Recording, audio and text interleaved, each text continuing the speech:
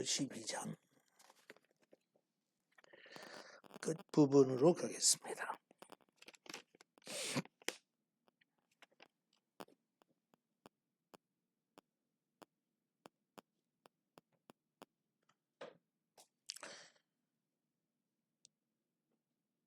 (27절) 그 성령의 은사에 대해서 계속 설명을 하는 부분인데, 너희는 그리스도의 몸이요 지체의 각 부분이라. 이거 그냥 한마디로 우리의 역할이 결정되는 거죠.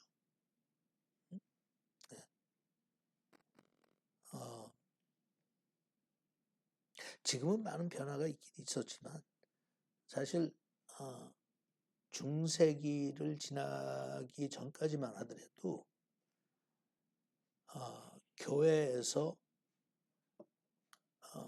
은사에 따라 일하는 그런 사람들은 사실 성직자라고 부르는 사람들밖에 없었어요. 네. 무슨 교회에서 활발하게 활동을 하는 것도 아니고 봉사를 하는 것도 아니고 지금도 그렇지만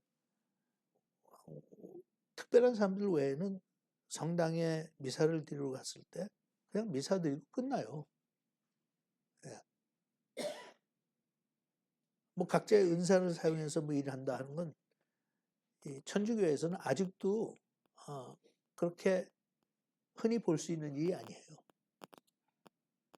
예배에 참석을 해도 특정한 몇몇 사람들만 그냥 예배에 참석하지. 제가 이건 여러분들에게 여러 차례 말씀드렸지만 미국에 있는 천주교도 성당에 미사를 드리러 갈 때 70년대 초까지는 라틴어로 다 진행했어요. 그러니까 설교나 이런 거에 그렇게 직접 참여하는 것도 그게 쉬운 일이 아니었어요. 라틴어를 영어도 따라가기 힘든데 라틴어를 미국 사람들이 얼마나 알겠어요? 네. 그 정도로 일반 교인들은 그냥 이 관람하는 사람들이었어. 파티시펜트보다는 관람하는 사람들. 근데 이제 1970년대 초부터 이 천주교가 개방이 되고 교리나 신학의 교정을 통해서 이제는 가능한 한 많은 사람들이 예배에 참여하면 거기에 한 일원으로서 동참할 수 있는 그런 형태로 바뀌어간 거예요.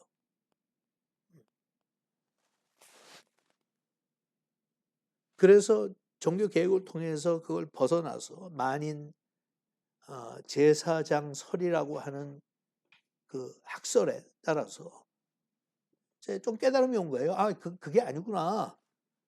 우리는 청중에 관중에 머무르는 게 아니라 우리는 정말 내 나름대로 예배에 적극적으로 동참해야 되는 내 몫이 있구나.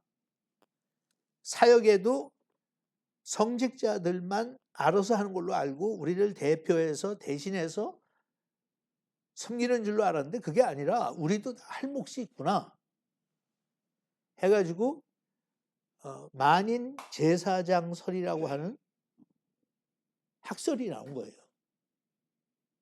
근데 그게 나왔을 때 그냥 신기한 거 발견한 것처럼 신기했겠죠. 왜냐하면 그런 이야기를, 그런 사상을 들어본 적이 없으니까, 교회 다니면서. 네? 한 1700년 동안 그런 훈련도 받지 못했고, 그런 교육도 받지 못했고, 그런 도전도 받지 못했고, 그냥 예배 참석하는 거예요. 근데 그 깨달음이 오면서, 이거 봐라. 우리가 관중이 아니라 예배부터 시작해서 모든 사역에 우리가 할 몫이 있구나. 라고 하는 것을 적어도 학문적으로는 깨닫기 시작한 거예요.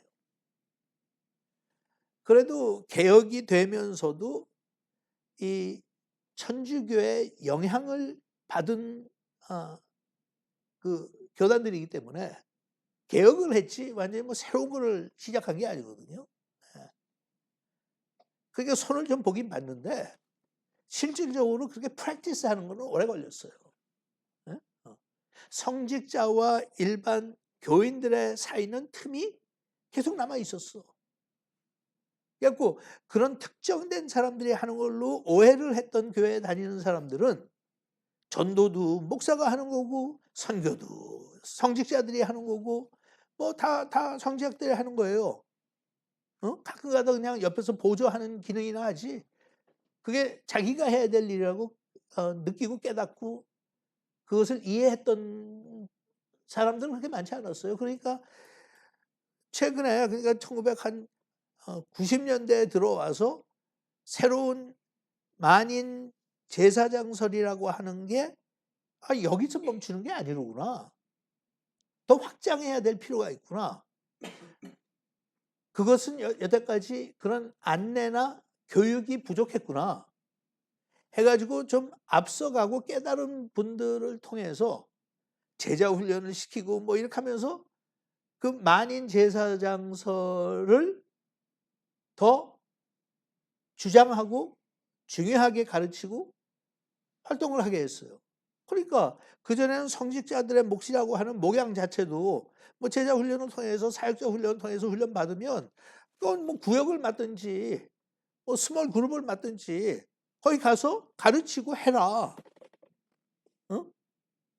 꼭 특정한 목사의 안수를 받는 과정을 겪지 않아도 there are things you can do 하고 이제 가르치기 시작한 거예요. 예. 그러니까 거의 교회가 탄생하고 한 1600년 정도는 이 성경 말씀에 늘 있었던 말씀인데, 예? 그렇죠?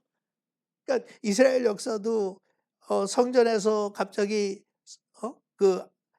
구약을 발견하고 깜짝 놀라면서 이런 게 있었다니 그런 소위 얘기하는 개혁이 있었잖아요. 이런 게 있었다니.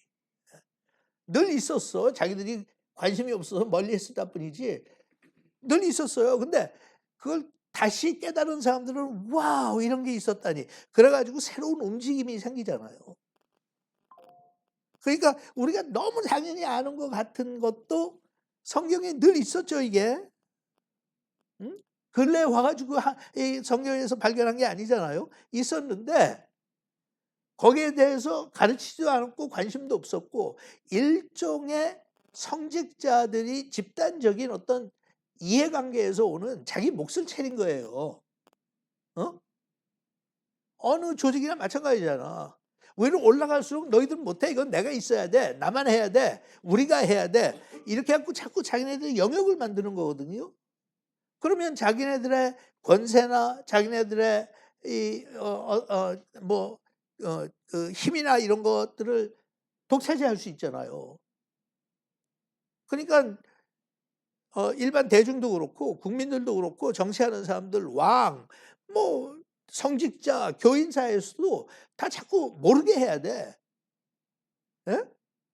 라틴 말로 성경을 계속 본다는 것 자체가 라틴어를 모르면 모를 거 아니에요. 그러니까 성경 읽어라 얘기하지만 그 사람들은 읽을 수가 없어.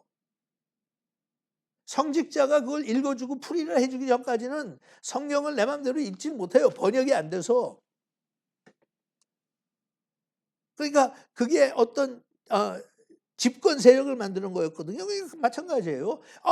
우리가 이걸 왜 몰랐나? 왜 모르는 건 관심이 없었고 깨달았어도 그걸 제대로 가르치지도 않았고 그러니까 죽어있던 사자가 깨어난 것처럼 갑자기 이 교인들이 움직이기 시작한 거야. 가만히 있어봐. 가만히 있어봐.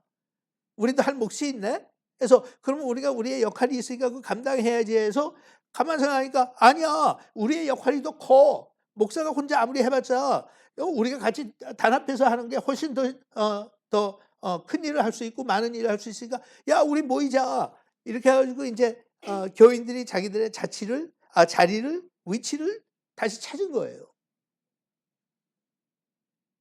근데 워낙 하나님께서 교회가 탄생했을 때부터 그걸 원하셨고 또 그렇게 준비하셨고 또 그렇게 할 수 있도록 모든 환경이나 능력들을 하나님께서 주신 거예요. 그러니까 교회는 신령한 단체니까, 영적인 단체니까 성령의 도움이 없이는 할 수가 없는 거예요. 성령의 도움 없이 하는 거는 모든 게 다 세속적인 거야.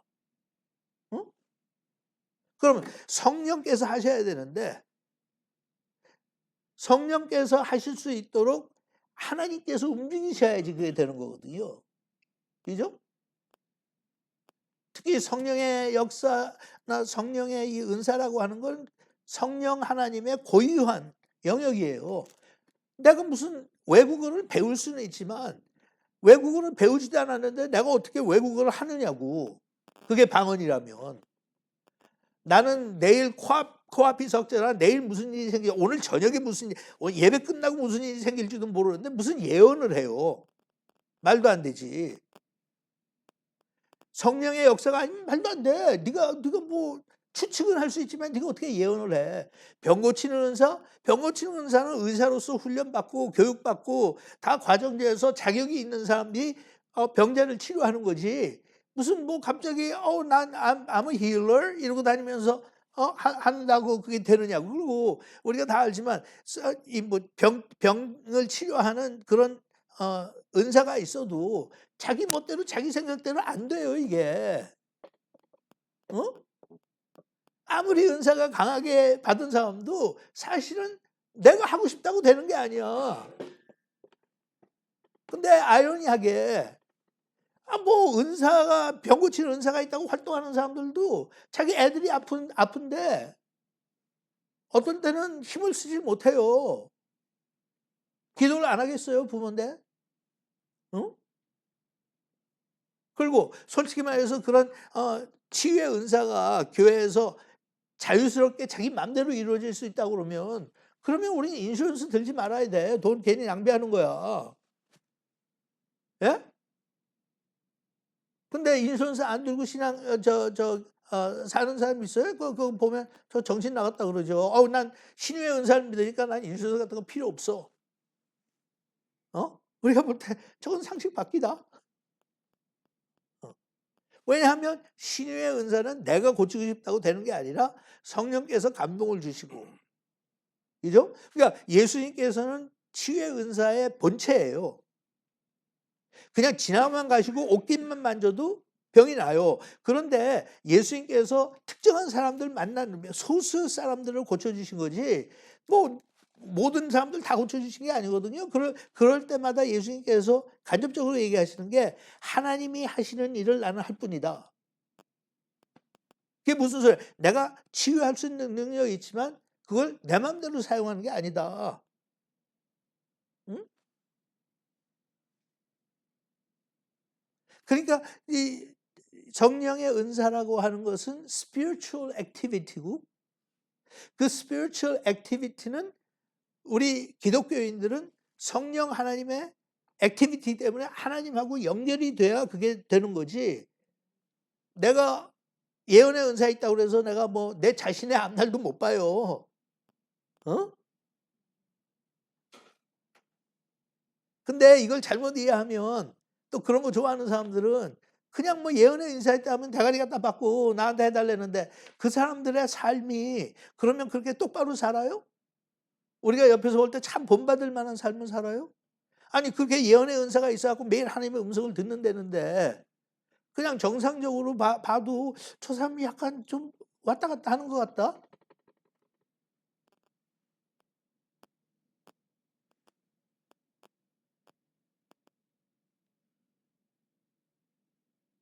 그래서 이제 그걸 이야기하면서 너희는 그리스도의 몸이요. 너희는 하는 것은 복수.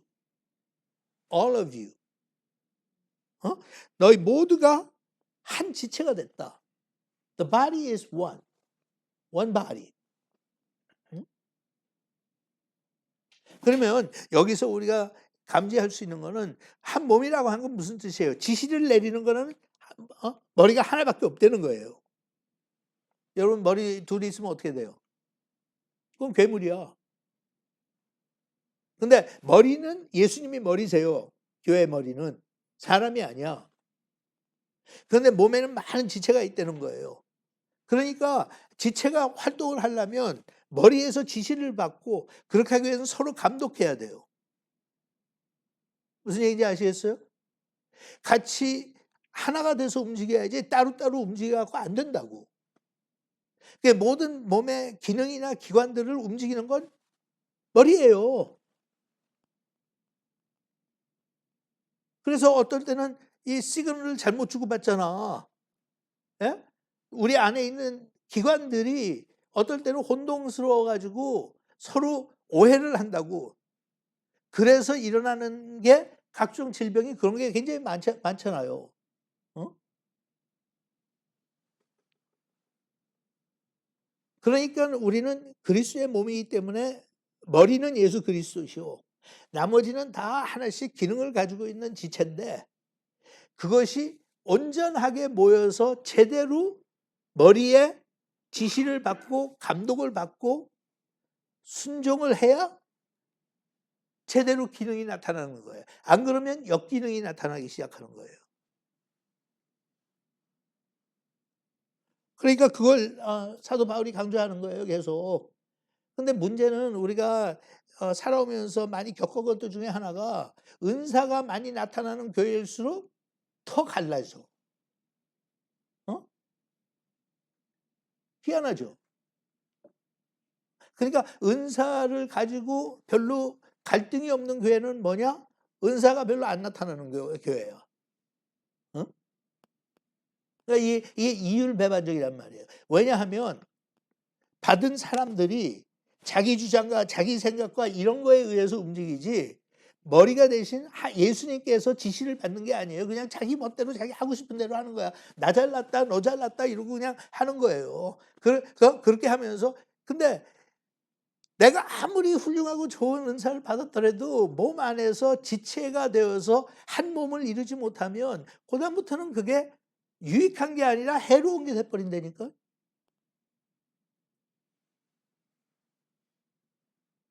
그 신유의 은사라든지 예언의 은사, 특별히 이런 은사에 대해서 우리가 가지고 있는 부정적인 감정은 그걸 부인하는 게 아니라 그걸 사용하는 교회나 이 사람들을 보면 앞뒤가 안 맞아. 어?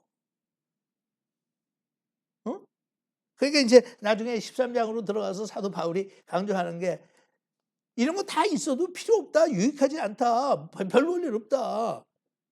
사랑을 기반으로 해서 하지 않으면 it is nothing. It is nothing. 그런데 그런 걸 가지고 있는 많은 사람들의 문제는 너무 자기한테 도취돼 있어 가지고 동의하지 않는 사람이라든지 별로 그걸 체험하지 않은 사람들을 자꾸 소외시켜요. 어? 이거는 진짜 뭐 최악의 경우일 텐데 저는 저기 한국 그 프로그램들 중에 시사 프로그램들 자주 보거든요. 근데 어저께 그것이 알고 싶다에 최근에 뭐 새로운 게 떴더라고. 떠서 보니까 이 한 목사를 또 까는 거예요. 왜 그렇게 스님들도 못된 짓들 많이 하는데 그거는 별로 안 하고 좌우지간 종교 얘기만 나왔다 그러면 기독교. 그리고 또 제가 얘기했나? 많이 보는 것 중에 하나가 그 뭐지? 젊은이 아직 결혼하지 않은 사람들 결혼하는 거, 싱글 뭐 이런 것들. 쟤는 안 봐. TV 안 봐. 매일 성경만 보고 있는지. 거기다 물어보면 어떡하냐. 이건 돌싱이 아니라 그냥 이제 있어. 그러니까 이렇게 결혼시키는 프로그램이. 근데 거기에서 이제 예비 자기 남편이나 아내가 될 사람들 이제 고르고 막 이런 거였잖아요. 그런데 항상 최근에 와서 그전에는 그러지 않았어요. 최근에 와서 항상 종교가 문제가 돼. 근데 종교도 불교나 뭐 이런 게 문제가 아니라 항상 기독교가 문제야. 그래 갖고 교회 다니다 보면 여자들이 다 기피해요. 난 무종교가 좋다 뭐 이러고. 어? 근데 들어가서 보면 그전에 뭐 나의 남자친구가 있었는데 남자친구의 부모가 독실한 기독교인들이고 교회를 다니는데 사귀는데 자기한테 종교를 막 강압을 하고 넌 이제 결혼하면 교회 다녀야 된다 뭐 이런 식으로 하니까 아니 그러려면 기독교인을 처음부터 찾아야지. 지 새끼가 기독교인이 아닌 사람한테 관심이 있어 연애를 하는데 그 여자를 구박을 하고 그러니까 그게 깨지는 경우가 많아요. 그러니까 자기네들이 싫다는 거야. 그게 경험했는데. 응? 내가 무슨 얘기하다 이 얘기했냐? 응, 응. 넌 딴청하는 줄 알았는데 그래도 뭐 듣고는 있네. 내가 다 알아. 근데 누가 지금 경청하는지 안 하는지 알아보려고 물어보는 거야. 어. 거기서 한 게 한 목사의 이야기인데 한국에서 뭐 27개 교회를 개척을 하고 뭐 유명한 강사고 뭐 기도원의 유명한 알려진 뭐 부흥사고 하고 그러다가 이제 지난 뭐 10년은 캄보디아 가서 교회를 개척을 했는데 거기서도 뭐 10개를 개척을 하고 뭐 그래가지고 굉장히 자기를 프로모트한 사람이었는데 이게 사기를 친 놈이야. 응? 그러니까 기도원을 한다 뭐 한다 하고 선교한다 이렇게 하면서 돈이 필요하니까 기도원 같은 데서 이 강사로 설교하다가 그 항상 기도원이 어떤 면에서는 제일 니디한 사람들이 가는 데잖아요. 거기 가가지고 자기 예언기도 한다고 한 여성을 불러다가 예언기도를 해주고 그리고는 결국은 남편하고 이혼하게 만들고 자기는 그 여자하고 결혼하고 그랬는데 뒷조사를 해보니까 어, 캄보디아에 뭐 거기에 이미 또 2명하고 이미 결혼을 했었고 그래서 결국은 이 여자가 뭐 거의 3억에 가까운 돈을 줬는데 깨닫고 나서 그 돈 돌려달라고 그러니까 막 욕을 바가지로 하고 그래서 그 여자가 자살했어요. 11층인가 뭐 자기 아파트에서 뛰어내서 그냥 자살했어. 애가 있는데. 근데 더 슬픈 건 남편이 불교자예요. 이 갑자기 풍이 와서 쓰러져가지고 활동도 못해.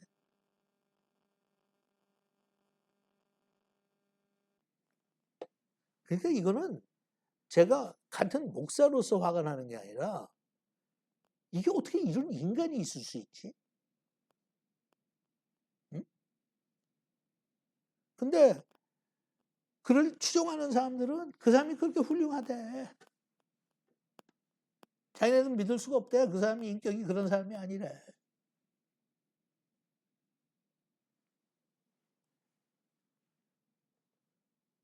자기가 남편 고쳐주겠다 그랬어요. 고쳐줄 테니까 처음부터 뭐 5천만 원부터 시작을 했더라고. 5천만 불 일단 기도원에 헌금해라.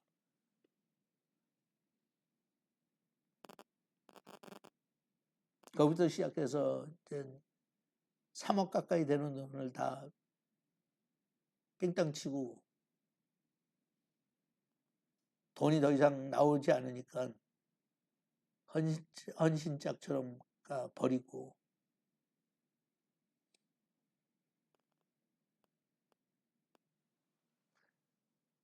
뭐 그런 능력이나 뭐 그런 은사가 있다고 하는 사람들이 다 그런 건 아니죠. 물론 아니죠. 근데 상당히 많은 포지션이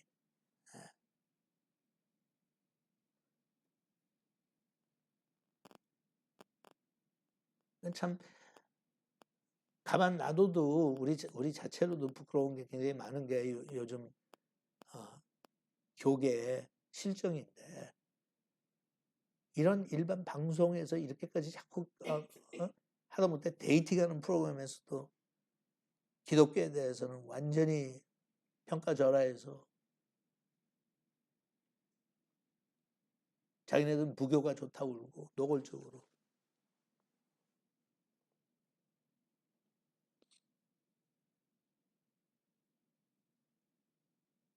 있으면 뭐예요? 사랑이 없으면 아무것도 아니라는데.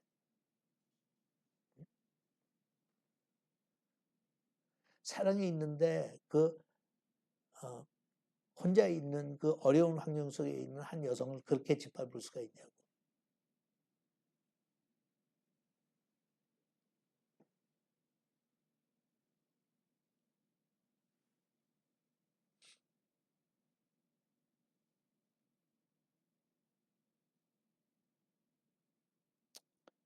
그 전에 나오는 25절에 몸 가운데서 분쟁이 없고 오직 여러 지체가 서로 같이 돌보게 하셨느니라. 피처 서로 돌보게.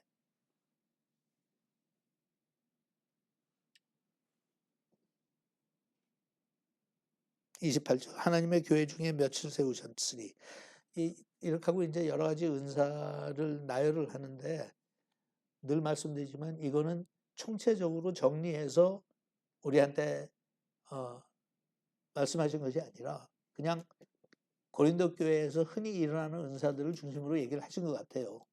응?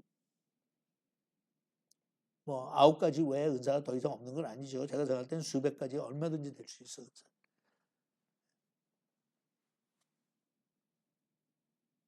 근데 지체 일부분이라고 하면서 28절 하나님의 교회 중에 며칠 세우셨으니 첫째는 사도요.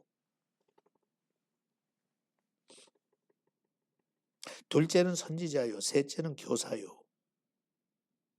그 다음은 능력을 행하는 자요. 그 다음은 병 고치는 은사와 서로 돕는 것과 다스리는 것과 각종 방언을 말하는 것이다.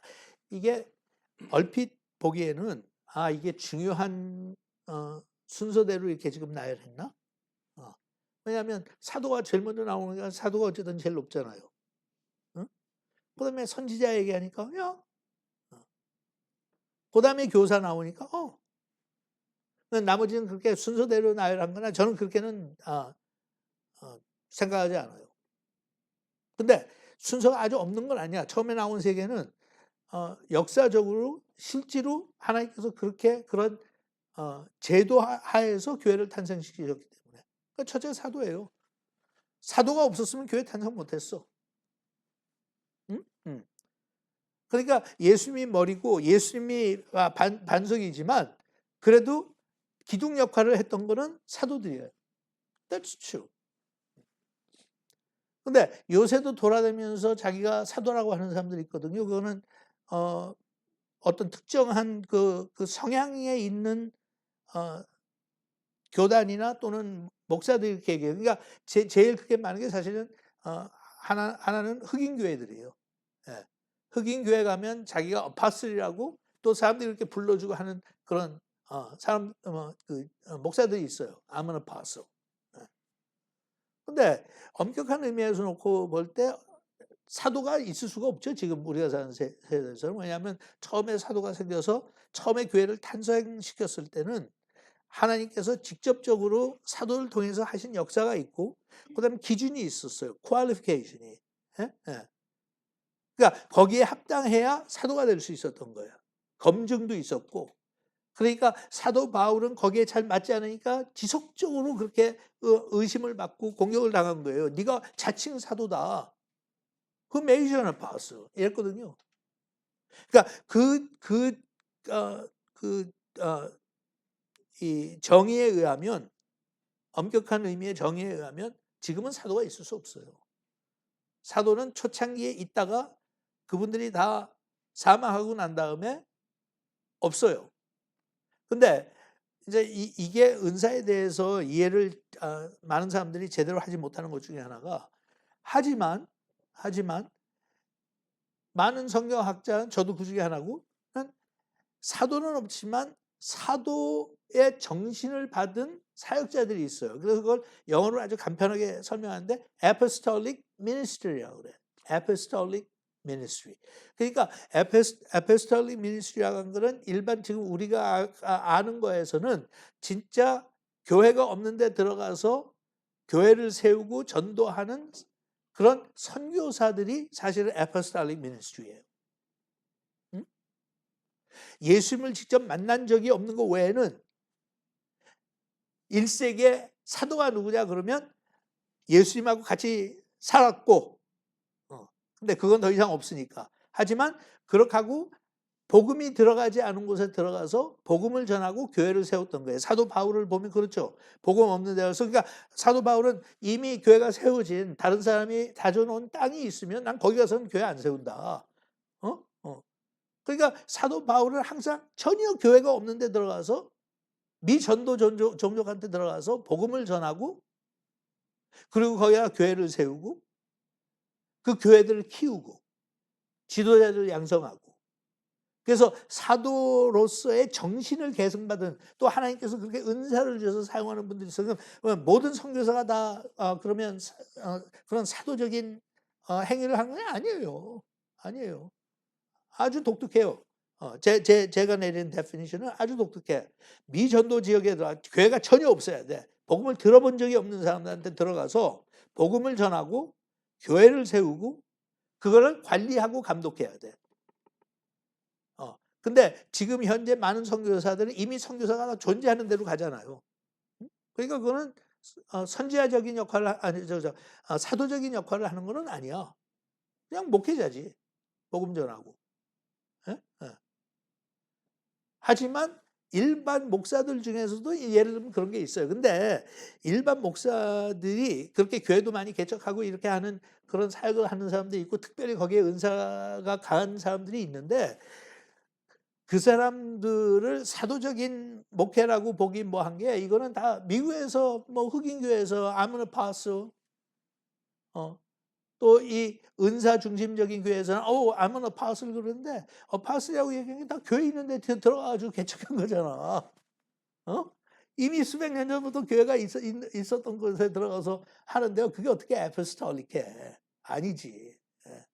하지만 이제 그런 영향력을 가리켜서 apostolic ministry라고 그렇게 설명을 하는 한쪽 견해가 있는데, 그런 면에서 볼 때는 제가 apostolic한 ministry를 한 사람이에요.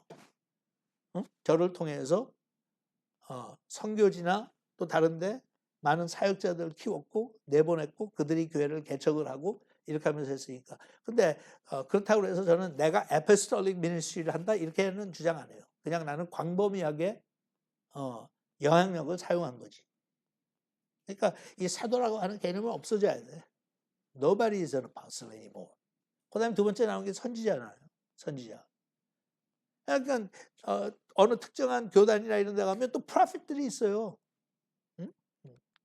특히 뭐 그걸 강조했던 여러분 아이합이라고 들어는 보셨죠? 아이합. International House of Pancake이 아니라 Prayer. 그거 가지고 또 고소했잖아.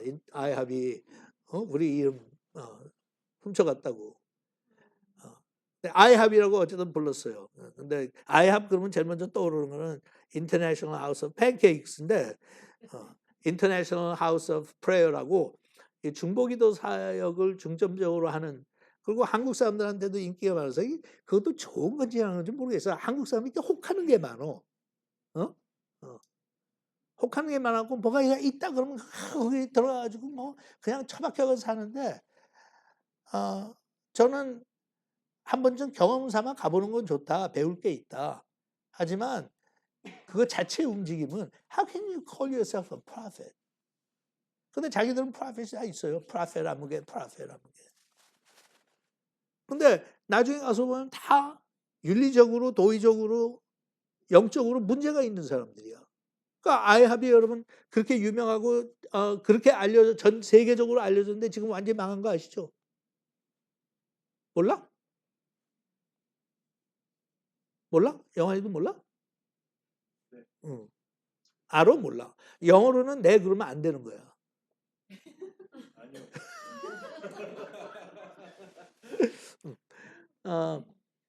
예. 지난 1년 동안 가장 유명했던 대표가 이 child sexual 그러니까 12살짜리인가 14살짜리를 그루밍을 했어요. 그래 가지고 그 관계를 한 20년을 지속을 했어. 그래서 그게 터지니까 그다음에 주변에 있는 여자들도 성적인 폭행당했다고 하는 사람들이 나오기 시작하면서 그냥 사라졌어요. 근데 누가 들으면 에이 저건 그냥 뭐 김 목사님 시기하는 거다, 질투하는 거다.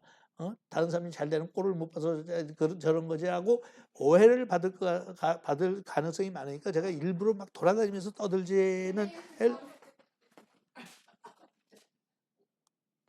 니네 엄마 자고 있는데 깨웠다니까.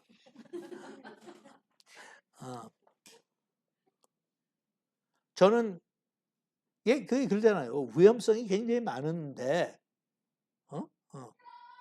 아무도 감시를 안 하고 아무도 반대 세력이 없고 검증하는 세력이 없고 그냥 나는 얘기하는 것마다 나 하나님께서 주신 계시고 프로페시니까 나한테 간섭하지 마.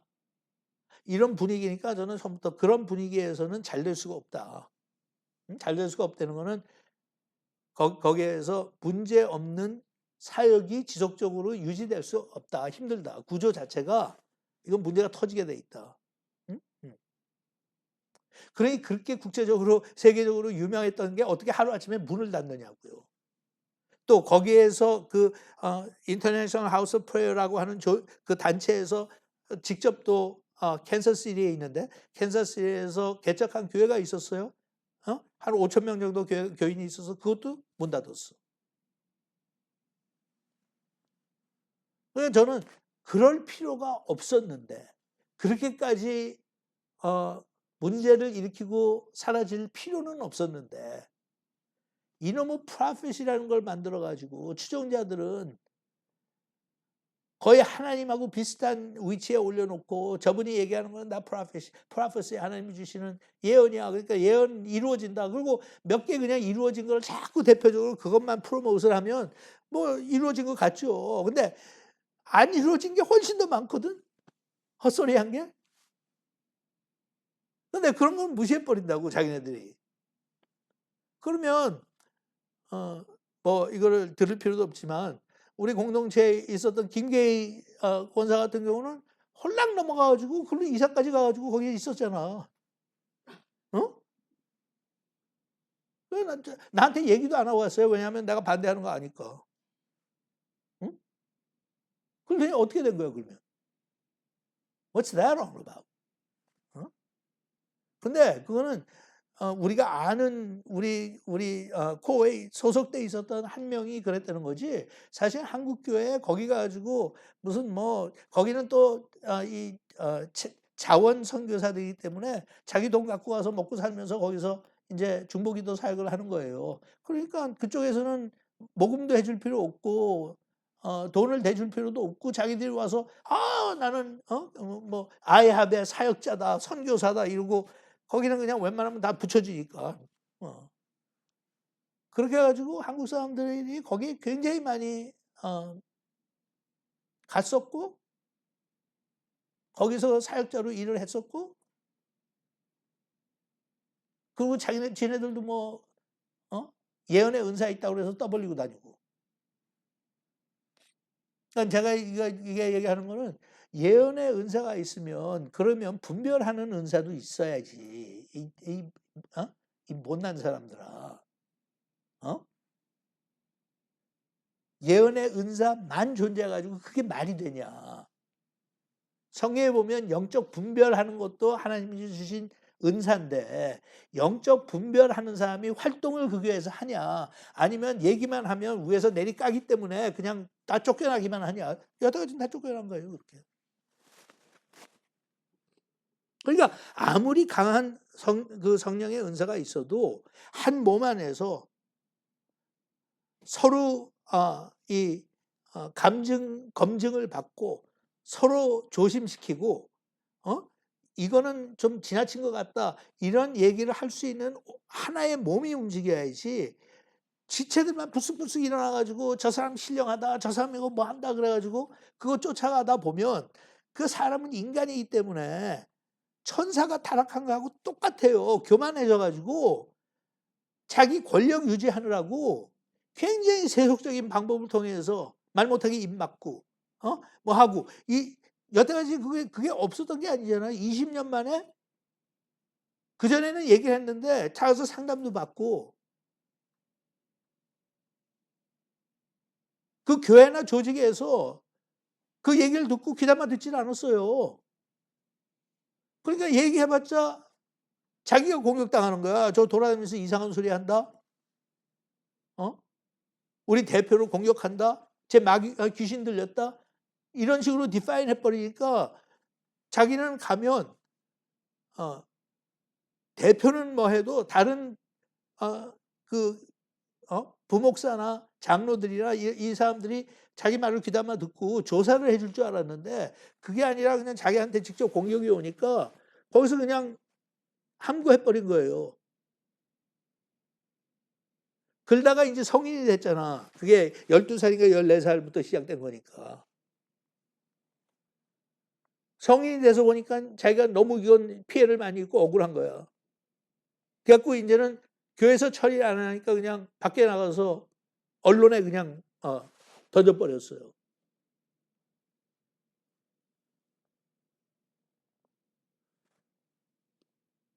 그렇다고 해서 제가 예언의 은사를 부인하는 사람이냐? 천만에요. 근데 지금 우리가 사는 이 신약 교회 시대는 선지자는 없다. 그것도 초대교회와 함께 다 사라졌어. You could have a gift of prophecy. 예언의 은사는 있을 수 있어. 근데 소위 예언자, 선지자라고 하는 그런 위치, 포지션은 없어. 왜냐하면 많이 틀리니까. 구약 선지자들은 예언한 게 맞지 않으면 돌에 맞아 죽었어. 그게 진짜 선지자로서의 자격이야. 그리고 벌써 성격이 달라. 요즘 예언자라고 하는 거 쫓아다니면서 하는 것들은 전부 그냥 당장 내 코앞에 있는 거 나에 관해서 기껏 해봐야 우리 교회 관해서 뭐 기껏 해봐야 우리 나라에 대해서 요 정도 예언에 관심이 있는 거지. 근데 구약에 나오는 선지자의 역할, 예언자의 역할은 미래를 내다보는 거는 별로 그렇게 비중이 크지 않았어.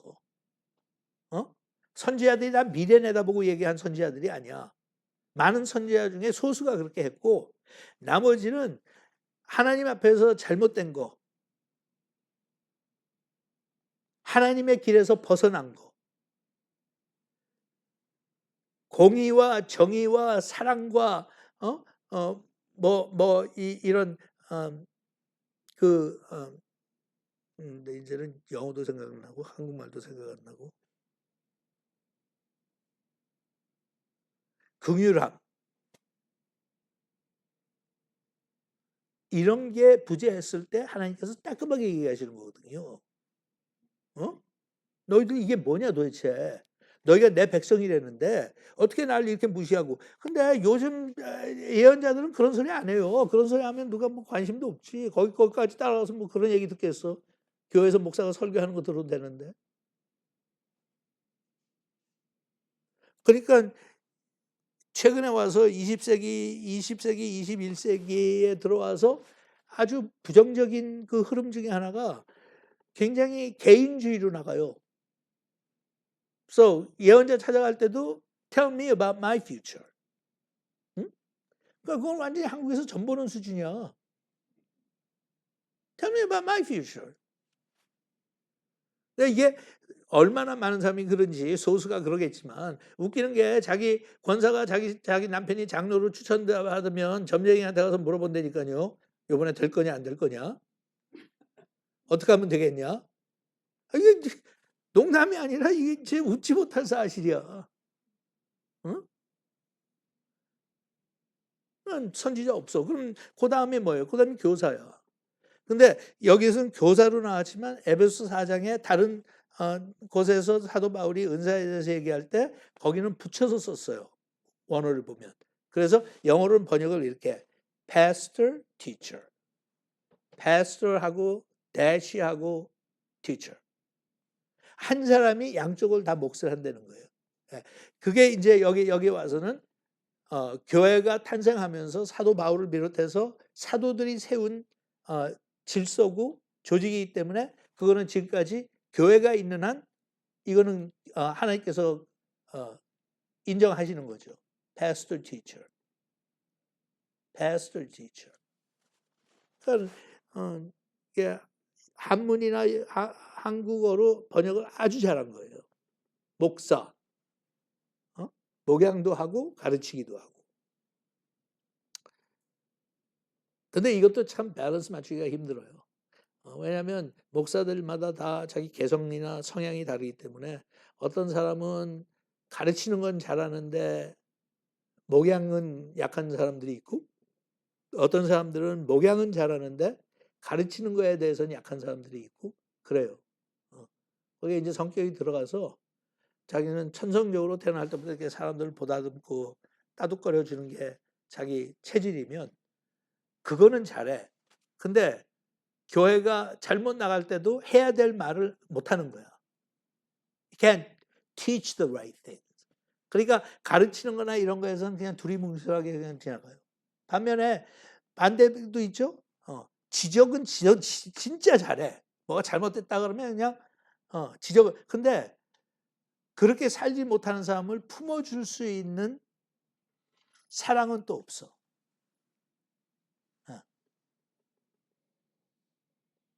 그래서 이것도 저도 평생 목사로서 평생 좀 고민하는 부분이에요. 이걸 밸런스를 어떻게 맞출까? 이거를 이렇게 내가 성경에 나온 대로 설교하면 교인들이 듣는 사람들 중에는 부담을 느끼는 사람들도 있고 교회 가서 목사님 설교를 듣고 마음에 좀 위로를 받고 편안해지고 싶은데 오히려 가서 설교 들으면 속을 뒤집어 놓는 경우도 있고 그러니까 저도 그거를 어떻게 이거를 조합을 이루어야 될지 평생 저는 42년 동안 평생 그냥 쉽지 않아요. 그전에도 내가 여러분한테 한번 얘기를 했을 텐데 제가 이제 여러분들 잘 기억이 안 나는 게 그때 없었으니까. 근데 월터 존슨에서 월터 존슨이 아니라 와킨스 밀에서 강당에서 예배 드릴 텐데 그 다른 주에서 방문을 한 분이 왔어요. 그래서 그때는 이제 테이프 돌릴 때거든. 테이프가 활발하게 그냥. 예. 그래서 저의 이제 그 테이프 멤버로서 정기적으로 매주 테이프를 듣는 분인데 이제 어떻게 워싱턴에 올 길이 있으니까 와가지고 이제 예배 참석해갖고 현장에서 예배를 드린 거예요. 근데 와가지고 저한테 그러더라고. 목사님은 예배를 자기가 좀 비디오로 찍고 싶은데 허락해 주시겠느냐고. 그래서 그걸 뭐 나한테 허락받을 것도 없지 않느냐고 원하는 대로 하라고. 근데 그분이 그래요. 자기가 오늘 꼭 비디오를 찍어가려고 지금 온 거래. 그래서 왜 그러냐 그랬더니 자기 형이 있는데 교회를 안 다니는 분이래. 그래서 전도를 하려고 이제 본인이 내 설교를 좋아하고 은혜를 받으니까 제 설교 테이프를 보내줬다는 거예요. 꼬박꼬박 정기적으로 자기 형한테. 근데 형이 그걸 들으면서 평가를 하기를 그 목사님은 왜 이렇게 사납냐? 어? 왜 이렇게 직설적이냐? 그 관한 사람 같다. 근데 너는 왜 그 설교가 좋다고 그러는지 난 모르겠다. 이제 그렇게 반응을 한 거예요. 근데 그분이 예배 끝나고 가면서 그래요. 오늘 참 비디오 찍기를 잘했다고, 현장에 오기를 잘했다고. 그러니까 무슨 말이냐 그랬더니 테이프를 통해서 듣는 거 가지고는 도저히 잡을 수 없는 목사님이 하는 행위가 있다는 거예요. 행동이. 이게 뭐냐 그랬더니 목사님이 그냥 막 따발총 쏘지. 그때는 그렇게 말도 빨리 하고 사실 그래서 따다다다다다 얘기하고 뭐 그냥 뭐 잘못한 거 그냥 막 지적을 하는데 그렇게 하고는 그거 얘기가 딱 끝나고 한 번씩 웃는데. 그러니까 자기가 듣기로는 그렇게 못해도 괜찮아. 응? It's okay. 그렇게 꼭 해야 되는 거지만 못해도 It's okay. 그러니까 그거를 자기가 경험하니까 이거는 목사님 설교는 비디오로 들어야지. 그게 웃는 게 안 잡히니까. 근데 실제로 참석해서 내가 씩 웃는 거 보면, 근데 제가 그거 하죠. 무의식 중에도 해요, 제가. 여러분들한테도 그게 아마 설명을 해드리면 그게 잡힐 거야. It's okay. 스탠다드는 높게 하자, 성경에 있는 대로. 하지만 당장 우리가 다 거기에 올라갈 수는 없잖아. 실력을 다 우리가 아는데. So it's okay. But let's not stop working. Let's not stop trying. 언젠간 저까지 갔으면 좋겠어. But 하나님도 그렇고 나도 그렇고 목표는 그거지만 지금 현 상태에 여러분들 괜찮아. 마음에 들어. 미워서 그러는 거 아니야. 못마땅해서 그러는 거 아니야. 그래서 이제 그게 저는 어떤 면에서는 목사로서 가르치는 입장의 사람으로서 목양하는 쪽을 신경을 안 쓸 수가 없으니까. 참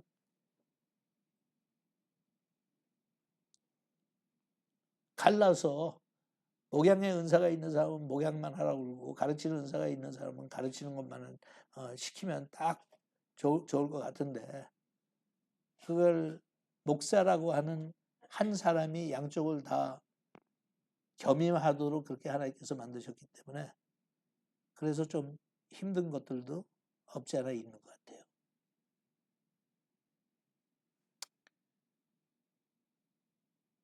그 다음이 능력을 행하는 자, 그 다음은 병 고치는 은사와 서로 돕는 것과 다스리는 것과 각종 방언을 말하는 것이다.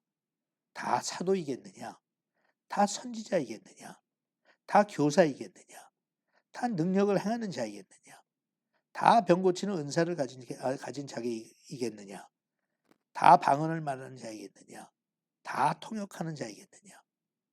너희는 더욱더 큰 은사를 사모하라.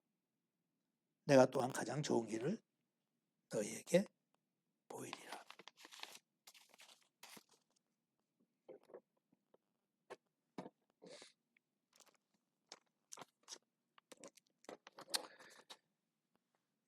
뜨거운 감자라고 그러죠. 영어 표현에 핫포테이토. 이 은사 중심에 성령의 역사하시는 그 현장에서 일어난 모든 일들이 하나님이 하시는 대로 따라가면 모두에게 다 유익한데 그러지 못하고 거기에 인간의 욕심이나 착각이 들어가면 유익하라고 주신 은사들을 통해서 교회가 해를 받아요.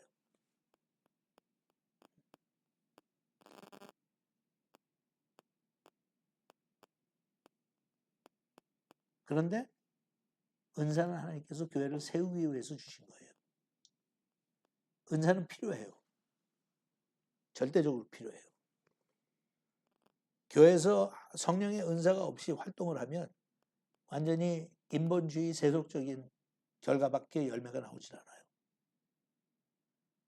성령의 열매는 그런 세속적인 인간적인 것을 초월하는 거예요. 그래서 성령의 은사는 일반적으로 얘기하는 달란트하고 달라요. 달란트는 천성적으로 그걸 가지고 태어난 사람도 있을 수 있지만 그렇지 못한 사람도 연구하고 노력하고 배우고 열심히 하다 보면 꼭 처음부터 웃기는 사람이었기 때문에 코미디언이 되는 게 아니라 자기가 코미디언이 되고 싶어서 노력하고 연구하고 연습하고 반복함으로써 유명한 코미디언 될 수 있어요. 나는 우리 집안이 음치들 집안일 수도 있어. 하지만 내가 정말 어렸을 때부터 가수가 되고 싶었으면 좋은 선생 만나서 열심히 노력하다 보면 꼭 평생을 음치로 살 수 있을 필요는 없다고 저는 생각해요. 예. 다른 건 다 마찬가지야. 그런데 성령의 은사는 그렇게 내가 원한다고 연습하고 노력하고 배우고 해갖고 될 수 있는 게 아니에요. 하나님이 주셔야만 돼. 그런데 인간의 속성 중에 나의 개인적인 욕심이라든지 나의 원하는 거라든지 이게 너무 강한 사람들은 인위적으로 그걸 받으려고 해.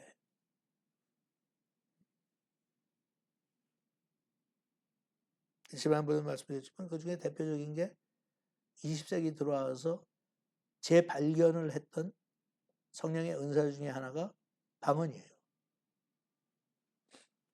근데 그 방언을 체험하고 그 현장에 있었던 사람들은 너무 소중한 거예요, 이게. 왜냐하면 그전까지는 그냥 막연하게 그냥 머릿속으로만 하나님이 살아계시다, 뭐 이런 은사가 있다 하는 걸 알았지만 자기네들이 체험을 해본 적이 없는데 갑자기 모여서 기도하다가 누구 지시도 없고 설명도 없고 거기에 대해서 설교한 것도 없는데 그냥 같이 모여서 그래서 이 미국에서는 그 운동을 60년대 그 운동을 처음 시작했던 게 그 성공의 신부였어요. 베넷이라고 하는 라스님이 베넷인데 베넷. 그리고 그분이 자기가 경험했던 것을 9 o'clock in the morning이라고 하는 제목의 책을 썼어요. 그거에서 굉장히 많은 사람들이 영향을 받았어요. 근데 그 9 o'clock in the morning이라는 게 이 성공회는 굉장히 지금도 그렇지만 그때도 마찬가지고 굉장히 좀 진보적인 성향이 있어요. 그러니까 그쪽에서 모이면 기도회 하면서 뭐 포도주도 한 잔씩 하고 담배도 펴가면서 근데 아침이니까 포도주를 안 하고 커피를 같이 마셨던 거야. 기도회로 모이는데 9 o'clock in the morning 자기들끼리 스몰 그룹이 하나 있었어요. 그 성공회니까 뭐 순복음계통도 아니고 거기에 대해서 관심도 없는 사람들이야. 그런데 한 모임을 갔는데 갑자기 성령이 임하면서 각자 방언을 시작을 했어. 그러니까 방언이 터진 거예요, 어떤 의미에서. 그리고 나서 그 방언의 혜택을 자기네들이 체험하기 시작했어요. 그중에 제일 먼저가 우리는 지금은 익숙해졌지만 소위 하나님의 임재 가운데 하나님과 가까워진다. The presence of the Holy Spirit이라고 하는 게 그냥 일종의 그냥 표현이지 그거를 체험해본 적이 없는 사람들이에요. 예수를 믿지만 교회도 다른 거는 많이 체험했지만 the presence of the Holy Spirit that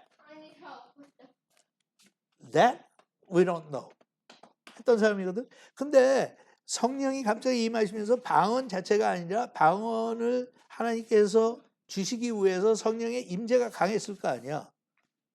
그래서 그걸 체험하고 나니까 자기네들이 그냥 머리로서 이해했던 하나님을 체험한 게 아니라 실질적으로 본인들이 방언의 은사를 통해서 하나님을 체험한 거예요. 그러니까 너무 소위 얘기해서 리뉴가 된 거야, 신앙이. 그래갖고 자기네들이 거기서 너무 은혜를 받으니까 이제 그분이 책을 쓰고 이렇게 하면서 그게 퍼지기 시작했어요. 그런데 그게 그때 처음 시작한 게 아니라 사실은 1900년대 초에 순복음교회 오순절 계통의 목사들이나 교인들이 체험했던 게 그거 체험했었거든. 예. 근데 체험을 했는데 그거는 교단을 만들어 버리는 바람에 교단을 넘어서지를 못했어요. 그리고 교단 밖에 있는 사람들도 거기에 대한 그렇게 갈증이 있었던 시대가 아니니까 그거 무시했어. 근데 순복음교회에서는 또 그거를 너무 중요하게 생각하다 보니까 구원과 연결을 시켰네. 그래서 구원받은 증거가 방언이에요. 그러니까 내가 아무리 예수 영접하고 회개하고 하나님을 믿고 예수님을 나의 구세주로 시인하고 다 해도 방언해봐. 그래서 방언 못하면 그건 아직 아니야. 너는 방언을 해야 그래야 확실한 거야. 그렇게 이제 자기들한테 너무 소중하니까 그랬겠죠. 그렇게 끌고 나가다 보니까 일반 교단에서는 받아들일 수가 없는 거야. 성경의 근거에서 어떻게 방언을 그렇게 연결시키냐. 그래갖고 교단을 초월하지 못했어. 근데 이 은사주의라고 그러죠. charismatic movement는 교단을 초월하기 시작했어. 성공회에서부터 시작해서 장로교에서도 동일한 체험을 한 사람들, 감리교에서도 동일한 체험한 사람들, 침례교에서도 동일한 사람, 이 사람들이 은사를 체험해서 은사를 사모하기 시작하는 운동이 벌어진 게 소위 charismatic movement라는 거거든요. 근데 그거의 장점은 교단을 초월한 거야. 벽을 넘어섰어요. 그런데 모든 선하고 좋은 것들이 그렇잖아요. 너무 사모하고 너무 그걸 강조하다 보면 또 곁길로 가. 그래서 기독교는 복음 위에 세워져야 되는데 체험 위에 자꾸 세워지기 시작했어. 그리고 그런 체험을 전달할 수 있는 이 통로들, 그릇들을 따르기 시작했어요. 그러니까 웃기는 게 여기 이게 질서를 그렇게 한 게 아니라고 그러면 병 고치는 은사나 방언이나 예언은 그 뒤에 나와요. 제 앞에 나온 게 뭐라고 그랬어요? 교사예요. 목사들이 평소에 성경을 잘 가르쳐서 교회를 인도해야 제대로 가는데 그러지 않고 은사를 체험하고 강조하다 보니까 은사 있는 사람들을 내세우기 시작했어. 그리고 은사 있는 사람들이 마치 자기네들이 무슨 대단한 것을 소유한 것처럼, 예. 그러니까 사람들은 그쪽으로 관심이 자꾸 가죠. 눈에 띄는 거니까. 가르치는 은사는 뭐 그냥 눈에 띄는 게 없잖아요. 근데 신유의 은사라든지 예언의 은사 이거는 눈에 자꾸 띄니까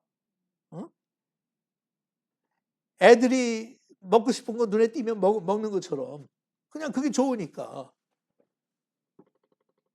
그렇게 가서 하다 보니까 좋은 거고 선한 거고 우리를 유익하게 하기 위해서 하나님께서 주신 건데 부작용이 일어나기 시작하는 거예요. 그러니까 제가 실질적으로 체험했던 건 70년대, 80년대만 하더라도 교인들이 부흥사를 더 좋아하고 부흥사를 더 따르고 자기에게 그냥 매주 week in and week out 열심히 설교 준비해서 가르치는 분들을 능력이 없다고 무시하기 시작하고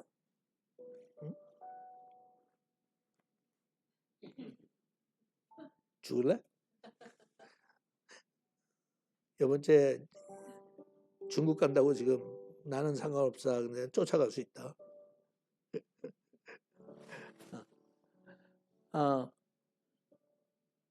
그렇게 해서 호불호가 갈라진 거예요. 어떤 사람들은 은사를 사모하는 쪽으로 갔고 그건 자기 성향이야. 어떤 사람은 그거 골치 아프다. 은사 강조하는 교회는 문제가 많더라.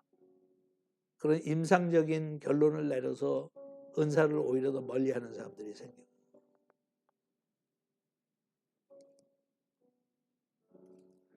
은사는 좋은 거예요. 참 좋은 거야. 아세요? 예를 들어서 병자를 죽을 병이 걸렸다는데 기도로 살려주고 치료해주면 그것처럼 좋은 게 어디 있어요? 귀신 들려 있는 사람이 정신과 의사를 찾아가고 카운슬링을 받고 다 해도 안 통하거든요. 그게 심пт은 비슷하게 보여요. 우울증 나가고 우울증처럼 보이고. 근데 뿌리가 다르거든. 근데 귀신을 쫓아낼 수 있는 능력의 은사가 있는 사람을 만나면 당장 쫓아내잖아요. 그래서 그 사람들은 당장 그냥 해방감을 느끼는 거예요. What a nice gift. 교회가 얼마나 혜택을 누릴 수 있는 좋은 은사예요. 근데 그 은사는 좋은 건데 그 은사를 받은 사람들이 사용을 제대로 하지 못하기 때문에 한쪽에서는 은사의 깊이 또는 의심이 생기고 한쪽에서는 거기에 그냥 거의 집중해서 미쳐 살다 보니까 다른 약점들이 보이는데도 그걸 눈 감아주고 그러니까 그리스도의 몸인 교회는 제대로 활동을 못하는 것이죠. 병이 들어서.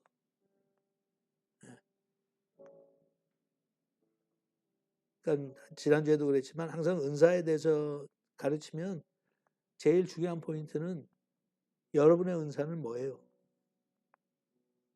그리고 그거를 얼마나 유익하게 지금 사용하고 있어요.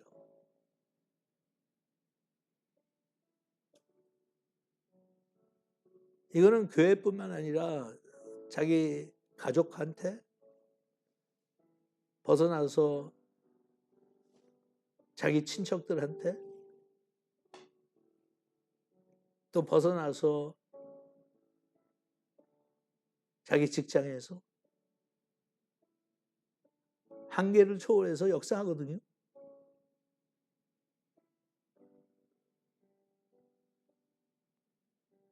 근데 여러분들이 그런 하나님께서 주시는 은사에 대한 확신이 없고 믿음이 없어서 그냥 놔두면, 사용하지 않으면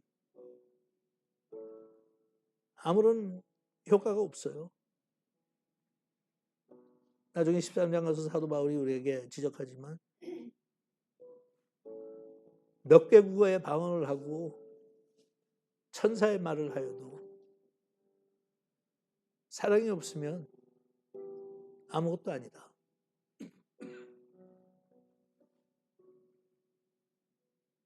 유익이 없으면 아무것도 아니다. 그러면 여러분한테 하나님께서 은사를 주셨어요. 여러분들은 아직도 난 잘 몰라요 그러는데, 그렇게 예를 들어서 노래를 잘하는 달란트를 받은 사람은 뭐 가수처럼 잘 부르고 음악을 제대로 배운 성악가처럼 못 불러도 그래도 노래 이렇게 하다 못해 그냥 이 노래방에서 노래를 불러도 주변에 있는 사람들이 알아요. 쟤는 노래 좀 하네. 응? 저는 노래방에 한 번밖에 가본 적이 없기 때문에 노래방에 이런 그 문화를 잘 몰라요. 근데 내가 짐작하기로는 잘하는 사람이 있으면 자꾸 시킬 거 아니야? 야, 너 하나 더 불러, 하나 더 불러. 네가 부르면 굉장히 기분 좋다. 듣기도 좋고.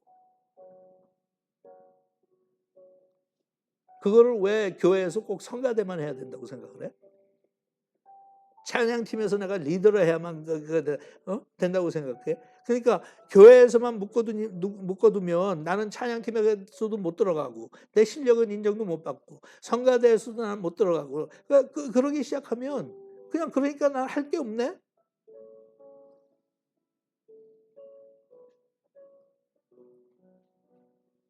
그러니까 그렇게 주관적인 게 아니라 객관적으로 제가 여러분 이렇게 보면 대충 여러분들의 은사를 몇 개씩은 내가 지적할 수 있어요. 당신이 이런 은사 있다, 저런 은사 있다, 저런 은사 있다. 근데 중요한 거는 그걸 사용하십니까? 나를 위해서가 아니라 하나님을 위해서. 하나님의 나라와 하나님의 교회를 위해서. 어떻게 사용하십니까? 어떻게 사용하겠다고 고민을 하십니까? 응? 한국 교회 여성들에게 가장 많이 나타나는 은사는 섬기는 은사예요. 섬기는 은사. 그게 강한 사람도 있고 좀 약한 사람도 있지만 그래요. 우리 문인숙 권사님 같은 경우는, 권사님이 잘 안 들리시겠지만 문인숙 권사님 같은 경우는 리더십의 은사가 있어요. 그건 여러분들이 이렇게 다 느껴요. 그죠? 문 권사님이 좌정하시면 사람들이 좋다, 편안하다, 좀 안심이 된다, 이런 생각들을 갖게 돼. 응? 그러니까 돌아가면서 내가 여러분들이 돈만 내면 자리 깔고 다 내가 설명했어. 당신한테 적어도 이러이러한 은사가 있다. 근데 문제는 are you using it? 그것도 그냥 대충 하는 게 아니라 알고 사용하느냐는 거예요. 알고. 너한테는 이런 은사가 있으니까 사람이 모인 데 가면 꼭 기억해라. 그리고 가능한 한 하나님이 그거 사용할 수 있게 해라.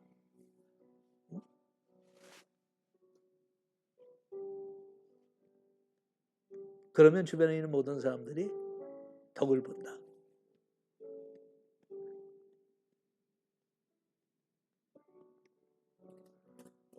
상노이 같은 경우는 섬기는 은사 있고요. 또 지도자로서의 능력도 보이고. 예. 그죠? 참 신기한 거예요. 뭐 그렇게 지도자로서 뭐 외적으로 뭐 이렇게 인정받을 수 있는 그런 걸 내놓고 하는 사람이 아니야. 그냥 섬기는데 그 섬기는 모습을 보면서 야, 저 사람 참 좋다. 저 사람이 있으면 일이 좀 잘 되는 것 같다. 맡길 수 있다. 저 사람이 하는 거는 우리가 인정할 수 있을 정도로 검증이 된다. 그렇죠? 바리가 그래요. 나 여기 돌아가면서 다 할 수 있대. 그러니까 목사님 내 얘기 안 하냐 그러는데 자꾸 피하는 치니까 내가 계속 하지 못하고 피자를 그러니까 나중에 내가 돗자리 깔고 앉아서 그거 해줄 시간이 오면 그렇게 해드릴게요. It's very simple. Very simple. 사용하세요. 그리고 개발하세요. 그리고 셀피시하게 사용하지 말고 서로를 위해서 피차, 덕을 세우는 일에 우리가 모일 때마다 그렇게 사용하면 우리가 다 덕을 보고 행복해지고 혜택을 누리게 됩니다. 드디어 이제 부르죠.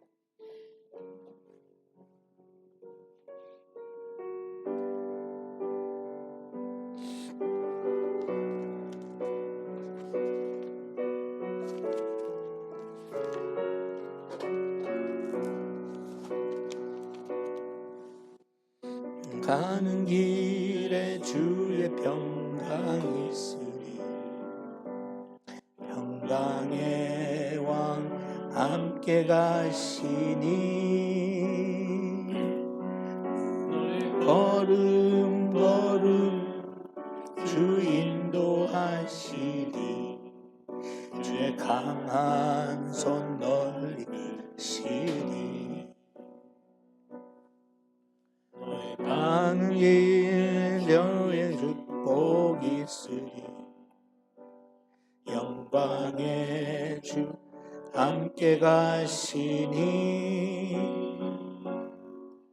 내가 아무런 땅 주님이 하시리니 너는 주의 일을 예비케 되리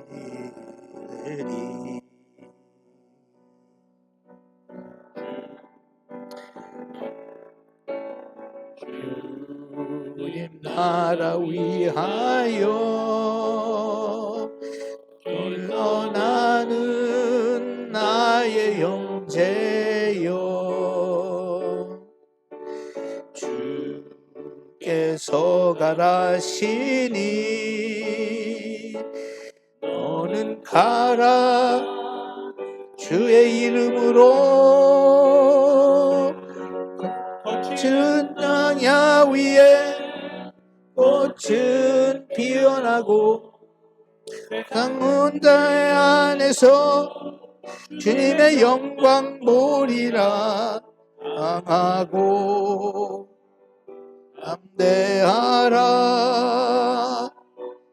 세상 이기신 주는 함께 너와 동행 하시며 내게 세기를 주시리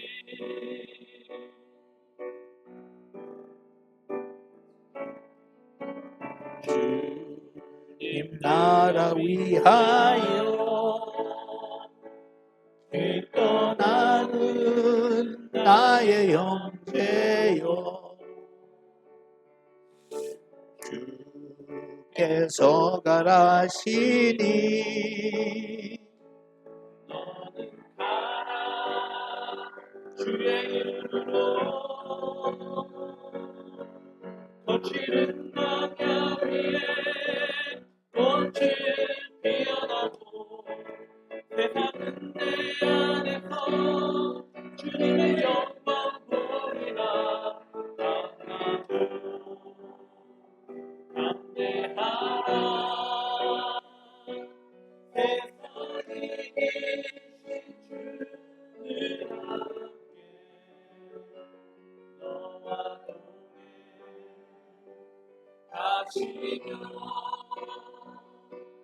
내게 새 힘을 주시니 이렇게. 이건 최명식 자매가 지가 떠나려고 있고 선택한 것 같아. 응. 어? 사심이 많이 사심이 좀 담긴 게 아니라 사심 많이 담겼어. 여기 같이 부르는 사람들이 다 알고 있어. 이게 지금 뭐를 의도하는 건지. 그래서 그러고 저는 여러분들한테 지난주에 기도 부탁했는데 잘 됐어요. 결론적으로는 잘 됐고 잘 받아들였고. 근데 제가 메시지를 많이 좀 부드럽게 했어요.